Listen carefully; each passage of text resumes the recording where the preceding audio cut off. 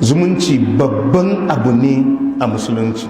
Annabi ya ce idan aka zo hawa siraɗi kowa kan yi kicibis da zumuncinsa a bakin siraɗi. In ka yanke shi zai ce yau za ka ga rana ta. Akwai hikima. Ita mace da za ka aura sai aka ba ka dama ka zaɓa ka duba sai ya maka. Ita ma aka ce sai ka mata. To tunda akwai hannunka wajen zaɓanta, ita ma akwai hannunta wajen zaɓenka, to sai aka ba ku lasisi idan zaman ya gagara sai ku rabu. Amma kaga kaninka ba hannunka, kawai ka gan shi kaninka ne, to karka yadda ka ce shi ba dama a sake shi. Kaga wanka kawai an haife ka ne a tsakar gida, ka gan shi an ce yayanka ne, baban ku ɗaya maman ku ɗaya, ko baban ku ɗaya ko mahaifiyar ku ɗaya.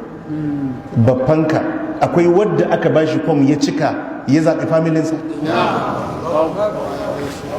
To yadda ba hannunka kuma ba ka da dama ka yanke wannan alaƙa. Dan uwanka ko ba musulmi ba ne yana da hakkin zumunci a kansa. Karka yi wasa da yan uwanka. Kasan wani shi duniyarsa bare ne, rayuwarsa bare ne. Yana daga cikin wadda Allah ke tsine mishi albarka, wadda ke wasa da zumuncinsa, wadda ke yanke zumunci. فهل عسيتم إن تفسدوا في الأرض وتقطعوا أرحامكم أولئك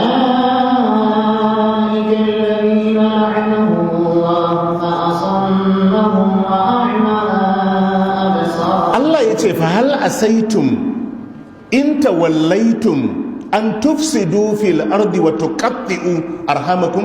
Allah ce yanzu kuna zato in tawallaitum, in kun juya baya kun ce ba da ku bi Allah ba da ku bi dokokin Allah ba, abinda kuke so barna da fasadi a bayan ƙasa, ku yanke zumunci, ku yanke alaƙoƙinku a bayan ƙasa.